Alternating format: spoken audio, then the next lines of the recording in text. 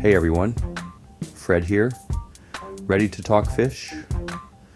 We all love a beautiful aquarium, right? The colors, the movement, it's like having a piece of the tropics right in your living room. Today we're diving into 7 tropical fish that might tempt you with their looks.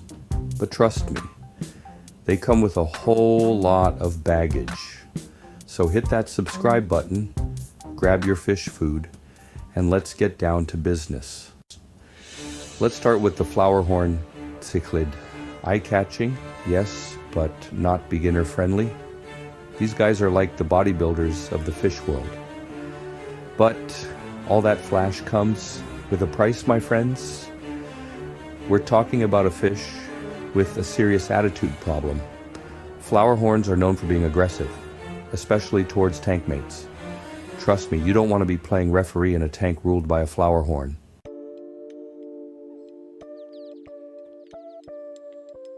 Now, I know what you're thinking, but Fred, they're so pretty. And yeah, I'll admit, those colors are something else.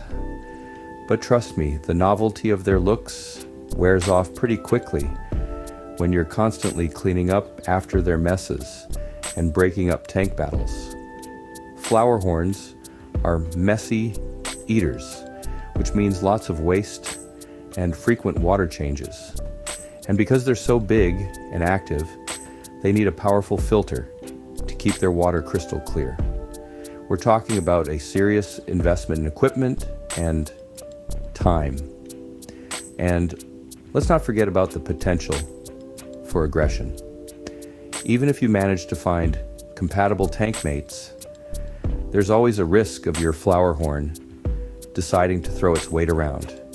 And believe me, when a fish that big decides to cause trouble, it can cause a lot of damage. So, unless you're an experienced aquarist with a lot of time, patience, and money to spare, I'd recommend admiring the flowerhorn from afar. There are plenty of other beautiful and less demanding fish out there that would be much better suited for a beginner.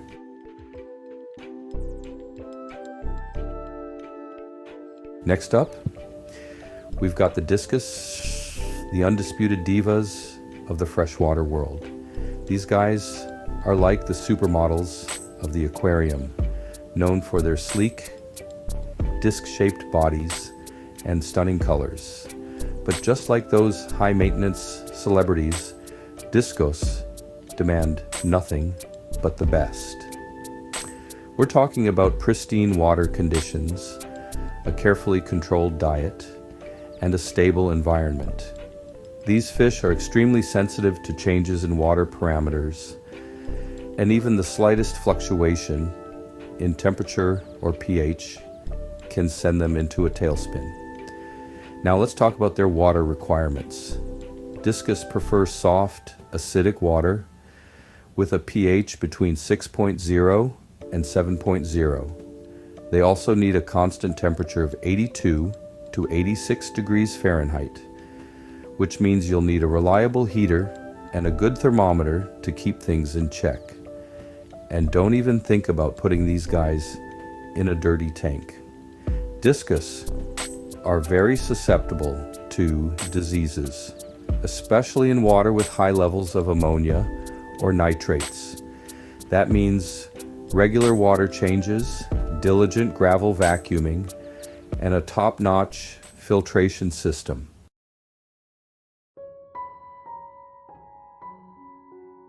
Now, I know some of you experienced folks out there might be thinking, Fred, you're exaggerating.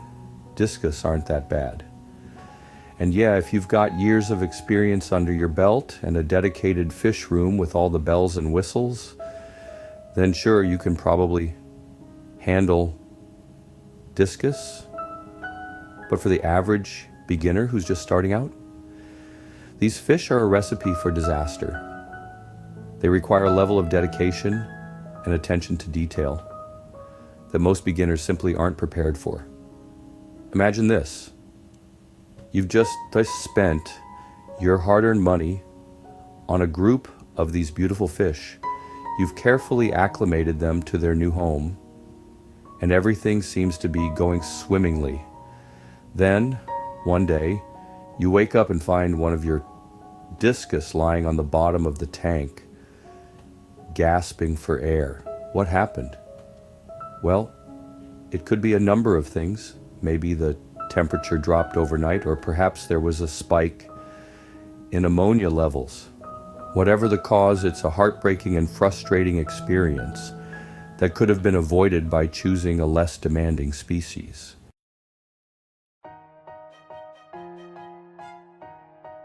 All right, folks. Moving on to number 3 on our list of beautiful but difficult fish, freshwater puffers. Now, don't let those cute little faces fool you.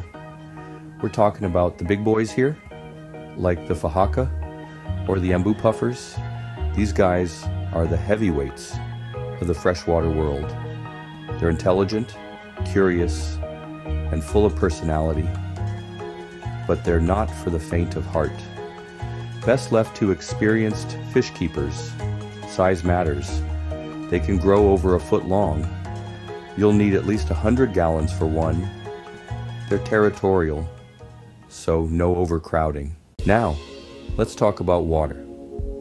These puffers, they're picky about their water. You got to make sure the water parameters are just right. And then there's the food. These guys are carnivores, which means they need high quality, protein-rich food. So, you're going to need a good filtration system to keep the water clean. Freshwater puffers, they're beautiful, but they're not for beginners. Next up, we've got the silver arowana. This fish makes a statement in your living room. A prehistoric beauty that can grow up to 3 feet long. It's like having a miniature dinosaur in your house, but they're not for everyone. These fish are high maintenance and demanding. They need a tank that's at least 250 gallons, and they can leap out of the water with surprising force.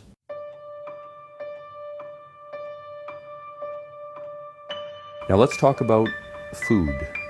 Silver arowanas are carnivores, and they've got an appetite to match their size. We're not talking about just sprinkling in some fish flakes here. These guys need a diet that's rich in protein.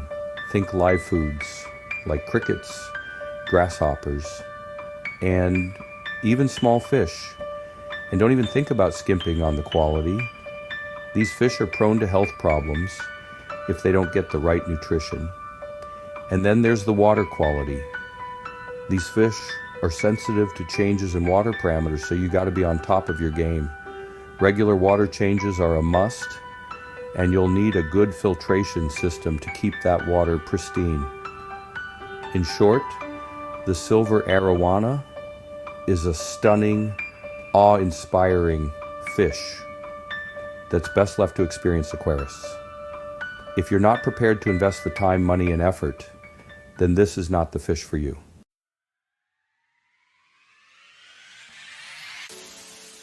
Now, let's talk about a fish that's near and dear to my heart, the Oscar cichlid. These guys are popular, and for good reason. They're big, they're beautiful, and they've got personality for days. But, and this is a big but, they're not exactly beginner fish. Sure, you can find Oscars at your local pet store, but don't let that fool you. These fish need experienced owners who know what they're getting themselves into. First off, let's address the elephant in the room, or should I say, the Oscar in the tank. These fish get big up to 12 inches long. That's right, a foot long. So, you're not going to be keeping these guys in a little bowl. We're talking about a 75-gallon tank minimum for a single Oscar. And even bigger if you're planning on keeping more than one. And trust me, you don't want to cram these fish into a tank that's too small. They'll fight, they'll stress each other out, and nobody wants that.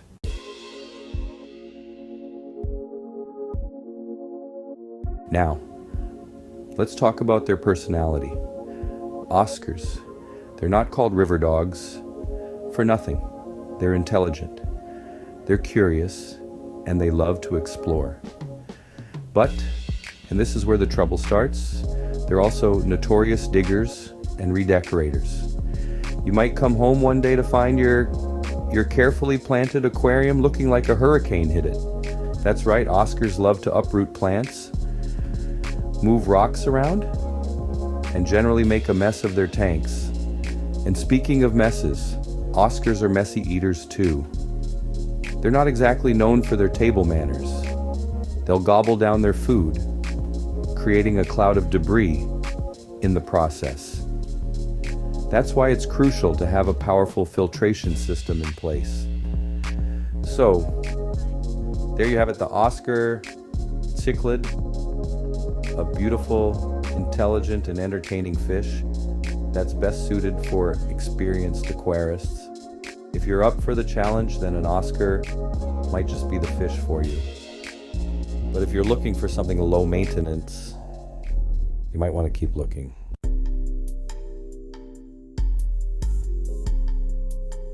All right, folks, let's talk bala sharks. These fellas are sleek with a cool torpedo shape and shiny silver scales. They start small, but they can grow up to 14 inches. They need space to swim, so think big tank. We're talking 150 gallons minimum, and they like to be kept in groups. Setting up a 150-gallon tank, that's a whole other video, folks. Trust me, it's a project and a half. And that's before you even factor in the bala sharks themselves. These fish, they're not exactly cheap, and they're not picky eaters, mind you. They're not a beginner fish. They're for someone with experience. Maybe then you can think about bringing home these torpedo-shaped beauties. All right, folks. Who doesn't love clown loaches? They're like the puppies of the fish world. Playful, curious, always getting into mischief. But here's the thing, they grow. A lot. Up to 12 inches long. And they need to be kept in groups. You're going to need a big tank.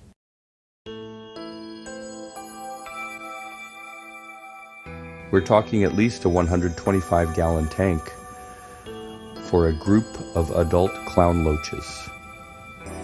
That's a serious setup, folks, not something you just throw together on a whim. That's a big commitment in terms of space, money, and time. And remember, these are active fish. They need plenty of room to swim and explore. So, a bare bones 125-gallon tank just won't cut it. You'll need to add plants, rocks, caves, all sorts of things to keep them entertained and out of trouble. And let's not forget about the filtration. With a tank that size and that many fish, you're going to need a powerful filter to keep the water clean and healthy.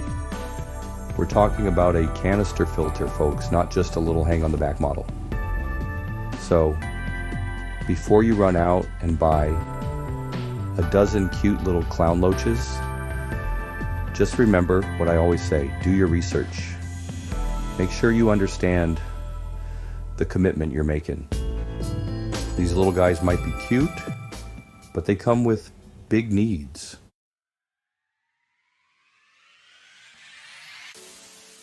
Well, folks, there you have it. 7 beautiful but challenging tropical fish that are best left to the more experienced aquarists out there. Remember, there's no shame in starting small. In fact, I encourage it. Get yourself a nice manageable tank, maybe a 20-gallon or a 30-gallon, and start with some hardy beginner-friendly species. Learn the ropes, get comfortable with the basics of water changes, filtration, all that good stuff. Then as you gain experience and confidence, you can gradually upgrade your tank and start thinking about adding some of these more demanding species. Trust me, the journey of fish keeping is just as rewarding as the destination. So, take your time, do your research, and most importantly, have fun. And hey, if this video helped you out, give it a big thumbs up and hit that subscribe button for more practical aquarium tips, fishing adventures, cooking, camping, and beyond, only on Fred's No Frills videos. No gimmicks, just what works.